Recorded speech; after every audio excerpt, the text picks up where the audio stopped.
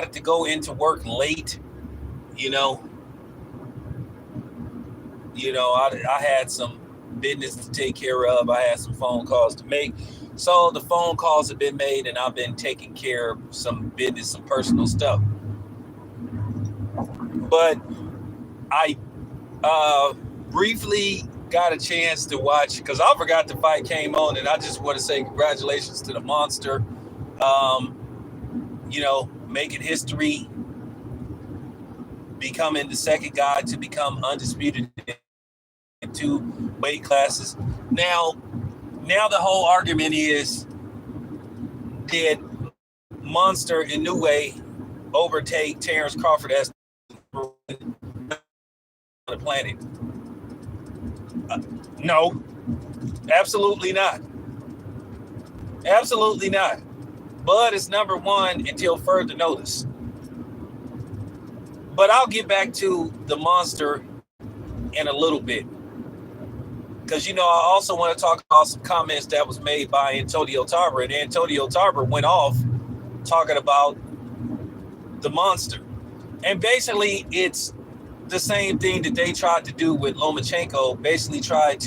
But here's the thing with the Monster versus Lomachenko, why he has a better argument, because he did become undisputed just like Bud did.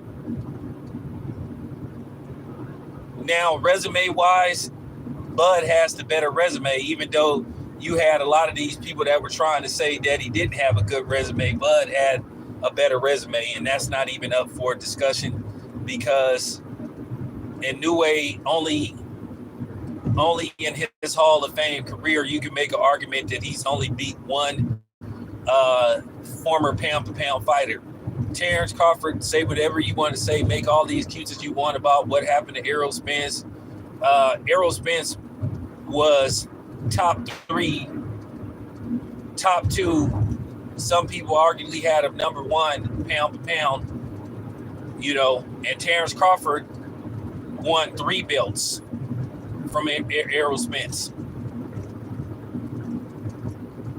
Where I think at 140, he only had to win 1 to become undisputed, but nevertheless, he became undisputed. And I'm going to tell you what people are going to be trying to do. And, Antonio Tarver, he basically was just talking about the politics in boxing. I know what he was really trying to say when he was saying that there ain't no hunger. He said he don't see the fear no more that they have in American boxers. And I think I know what type of American boxers he was trying to say, but he didn't want it to be about that. I'm just where that's coming from. And I've been saying this over the years for anybody that would listen about, this whole thing with fighters, and particularly African American fighters, Black American fighters, whatever the case you want to be. Because a lot of times your stature is measured by what you do against Black fighters, whether people like it or not. Anyway, he you know what I'm saying? He demolished Steve Fulton, demolished him. So that's why his status and where he was, his ranking went up because of what he did to Fulton. You look and see what David Benavidez did to Demetrius Andrade. And then they started talking about him. You saw what Canelo did to an ungamed Jermell Charlo, because Jermell Charlo was thinking about everything except that fight, because he basically didn't show up to fight. He showed up for the check. I don't know how much he got paid, but he really didn't put forth a valid effort whatsoever. But we don't want to have these conversations, though. But we going to have these conversations on my channel. Because one thing about me, I'm not worried about backlash or people getting upset. I'm far removed and far. I never cared to begin with in the first place. I'm going to say what I want to say, what need to be said, what should be said. And if you don't like it, hey, go somewhere else. Nobody's forcing you to be here. Not holding a gun to your head, saying that you have to listen to my channel. But yeah, I understand what Tarver is saying, that the hunger isn't there no more. I've said this for years, that the problem is with black fighters have this thing they have this notion, or they have this mentality where they want everybody to like them, and they don't think about the culture. Like Charlo didn't give a damn about the culture, because a lot of times he spoke out against the culture. So,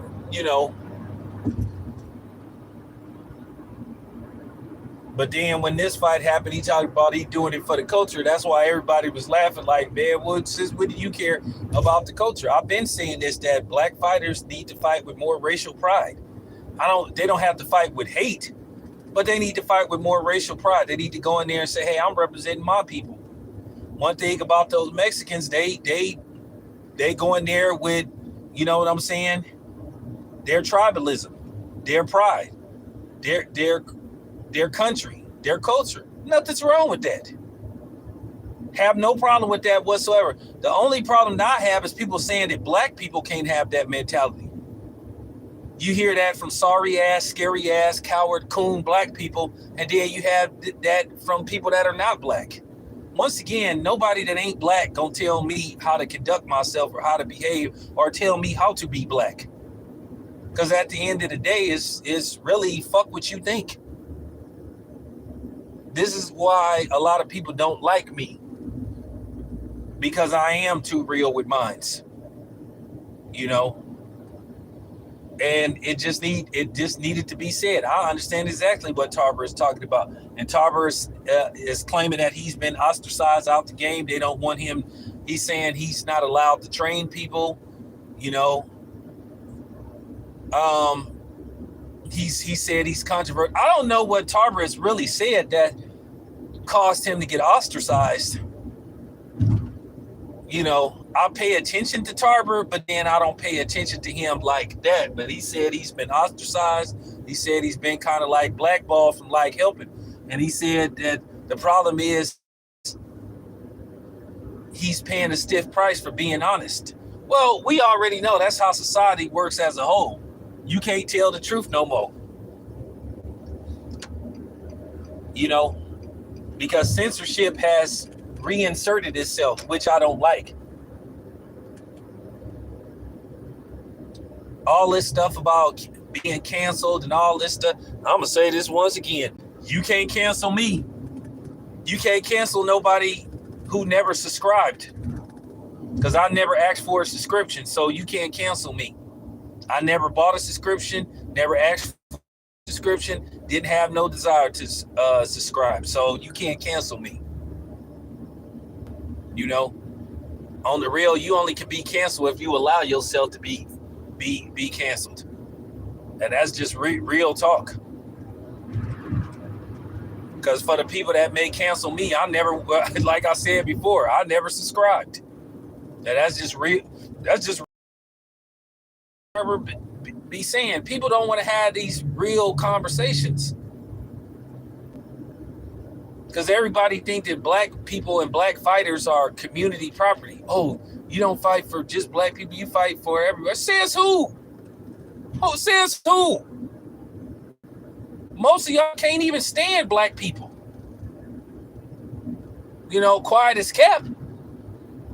Quiet as kept. That, that's just real time. You don't mind stealing and emulating, impersonate black people. That don't mean you like them. So that's just real. I've been saying this for the longest, that these black fighters need to fight with more racial pride. But then they want to do all this. Oh man, I'll fight for everybody, and it's not about black. It's not about race. Try explaining that to your local cop in your urban city, when they just miraculously, when they see you driving a $80,000-$90,000 car, they just make up a reason to pull you over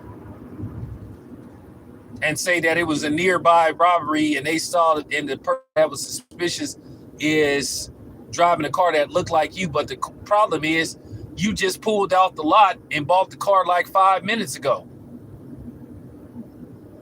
So I mean, if you want to play them games, that's fine with me. But on my channel, you gonna get the real. You're going to get the real. You're going to get the honesty that you guys run from. Now, I stand on everything I say. I don't stand on business. I don't stand on business. I stand on business, and I stand on town business. And I'm giving you the business. I mean, it's a shame that you can't have these productive conversations. I'm black, and I'm not ashamed of it. But I do feel that these black fighters need to fight with more racial pride. You can't be this naive to think that everybody like you. You can't be this naive to think that there isn't any racial bias. All right, you guys, sorry about that. I had a quick phone call. But anyway, but no, that's what I was saying. I just feel these black fighters need to fight with more racial pride. They need to think about the people that came before us. Because at the end of the day, Jack Johnson, even though he loved his white women, he still was fighting for us, and a lot of other dudes.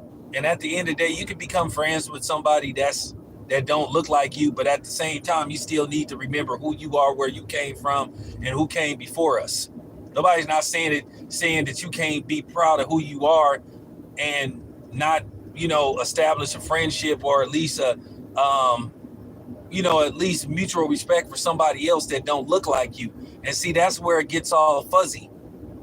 And this shouldn't be explained to somebody. Just because I'm proud of who I am and where I come from doesn't mean just because I'm quote unquote, and I don't even like that word pro-black. I hate that word now because they tried to make it shameful and they tried to make it some kind of taboo or something to say that word.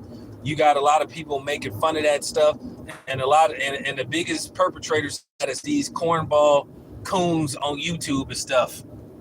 That'll do anything for views and white approval or non-black approval. But yeah, that's just the truth about me. And I just really feel that a lot of these black fighters need to have more racial. Just because you're proud of who you are doesn't mean you hate everybody else. But that's just a stigma that they've been putting on black people to shame black people from being proud of their roots and their heritage and their ancestry. But like I say, they only do that with black people.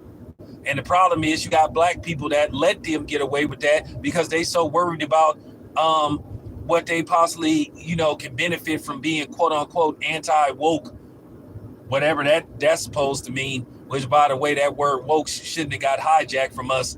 But then again, everything get hijacked. Now you got non-blacks trying to say that they're light-skinned.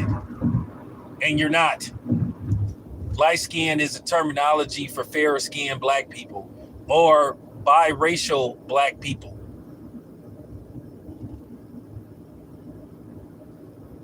To black people, stop giving everything away, man. Stop letting everybody, stop letting everybody infiltrate our culture and stop being submissive to these non-blacks.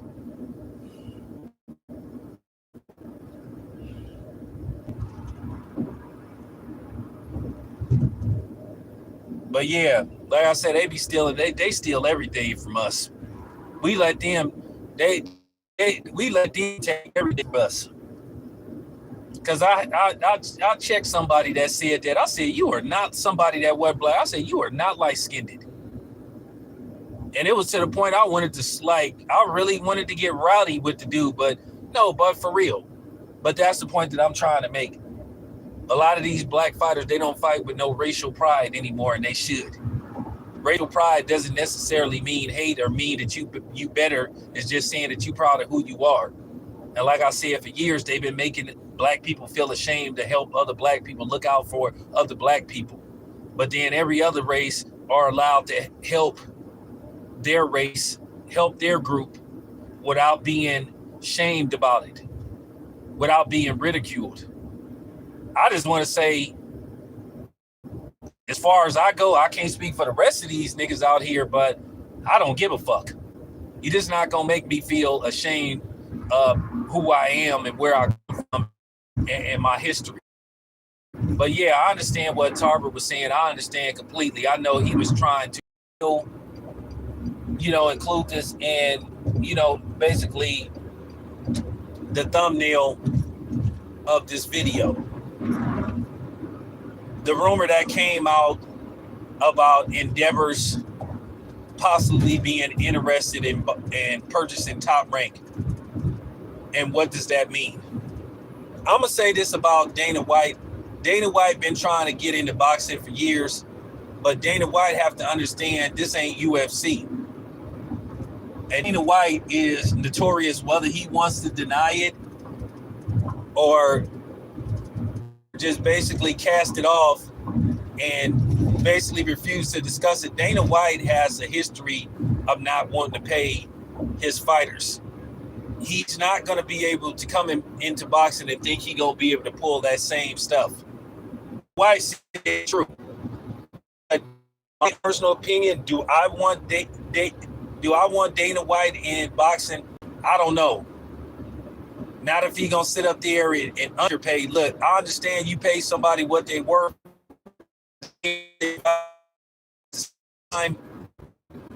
but at the same time, try to, devalue that. He's still gonna have to try to work with other, promotional companies.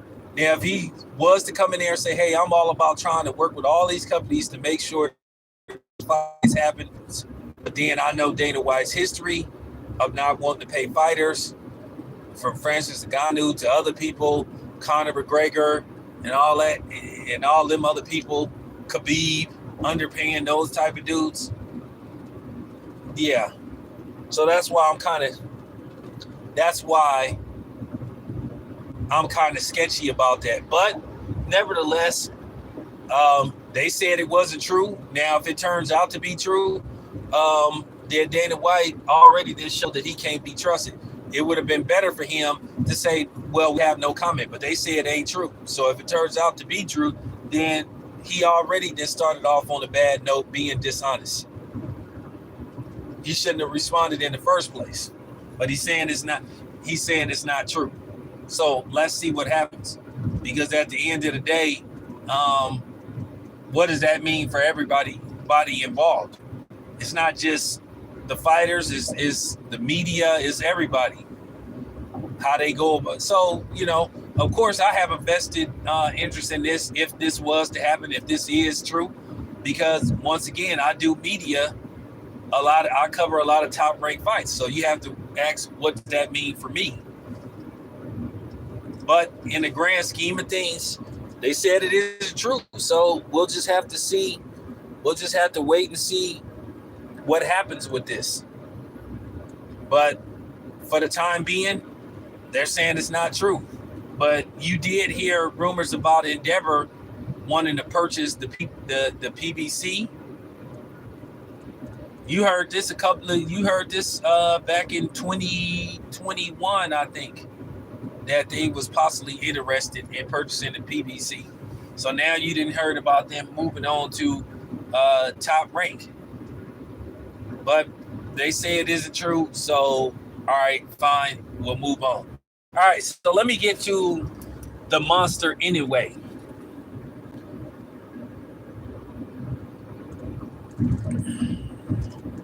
Let's get to him. We already know what's going to happen because I've been doing this for a while. Now, you're going to have some people that's authentic and real. Have, of course, the people that's going to be you're going to see a whole bunch of videos where they're going to say, oh, any new is number one pound for pound over Bud. See, they're going to do that just those racist, those haters to subscribe to their channel. Oh, yeah, you're right. And then what they're going to try to do is take shots at certain channels and say, oh, and if you don't think anyway is racist, it's racist to say that he isn't, or you're just hating because he's not black and all this kind of stuff. So what they're going to try to do is they're going to try to play the reverse race card. They're going to try to shame or try to attack anybody that says that Inanu isn't one. Now, I'm going to say this much. I have Terrence Crawford number one because he should be number one. And it's always this thing to try to elevate and put somebody who isn't black, if not to pound for pound status, or at least try to make an argument about it. Now, anyway, he deserves the high praise. The monster, he's earned it. He's earned it. So you, like I said before, you can make a hell of a better argument for him to be pound for pound versus.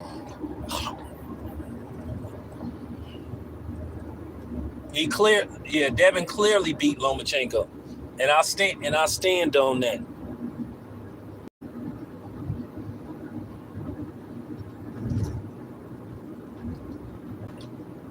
No, well, I'm gonna tell you something. Let me break that down. Bill, I think, was misquoted. It came out wrong. I know what Bill was trying to say, but it came out wrong. He was basically saying, well, they made excuses. He's saying basically they was making excuses about Errol Spence being weight drained to discredit Terrence, where he was basically saying, well, you know, that was the best version of Regis Prograde, and he fought the best version of Lomachenko. Me, myself, I really wish Bill wouldn't have said that. Bill is my dude, but I wish he would have chose his words a little bit more wisely. Because, yeah, he did put himself in a position to where people could twist his words, and he gave some of those Errol Spence fun boys some ammo. But I understand what he was trying to say. He was just basically saying it wasn't really no controversy in behind their win against Regis. It was a great win.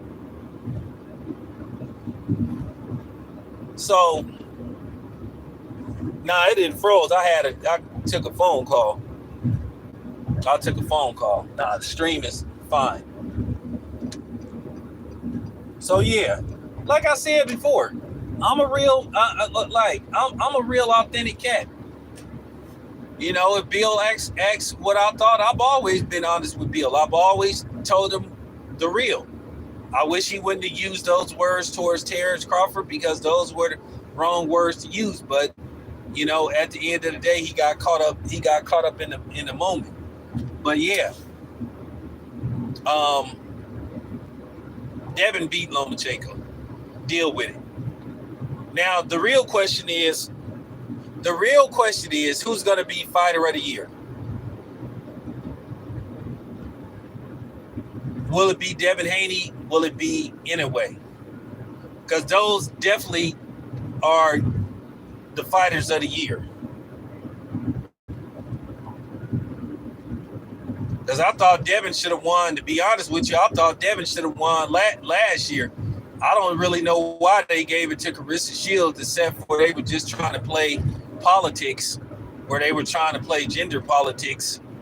Because I definitely thought Devin Haney should have won Fighter of the Year after having to go into Australia not once but twice to win the titles and then defend titles there. Had to go right back.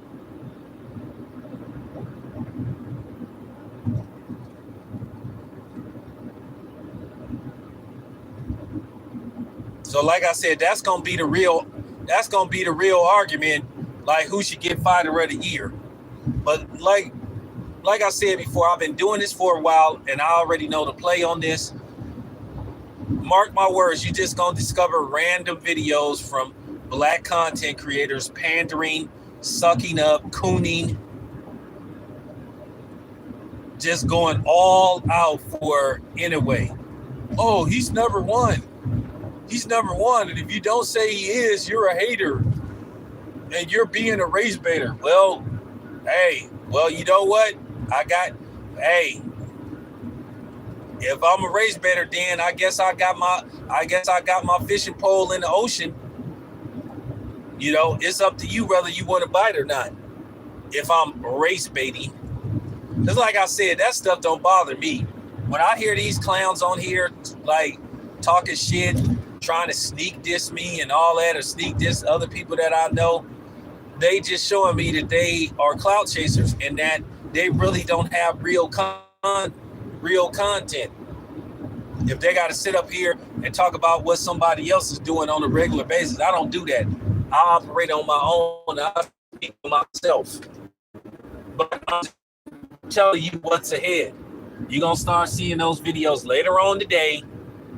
You're going to start seeing those videos later on today about who should be number one pound for pound. Get the funk. They're going to be doing this just to get views, try to go viral, and try to trend and all that kind of stuff.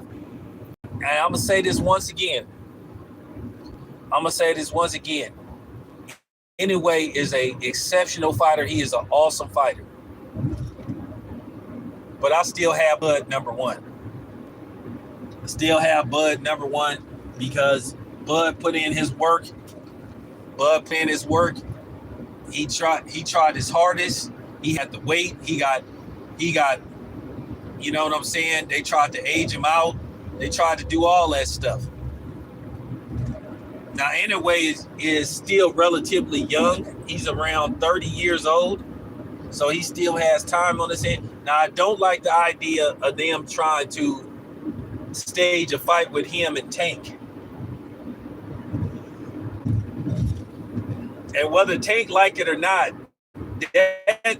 that'll be kind of a real bad look on Tank if he chose to fight a dude that's like 2 weight classes down, maybe even 3, 2.5, when he could easily fight Devin Haney. Because at this point, an anyway fight really don't make no sense. Unless you just admit that it's just a cash. It's just a...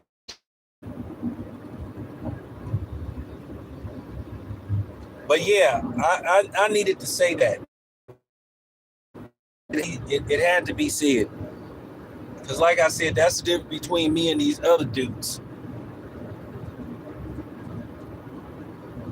But anyway, shouldn't have to go up like 2 or 3 weight classes for a Tank fight. But because that might be the only fight that a PBC fighter can win for the most part. Because like I said, the PBC, they got a bad record against promotional companies outside the PBC. But anyway, appreciate you guys. It's your boy Tam. I'm out.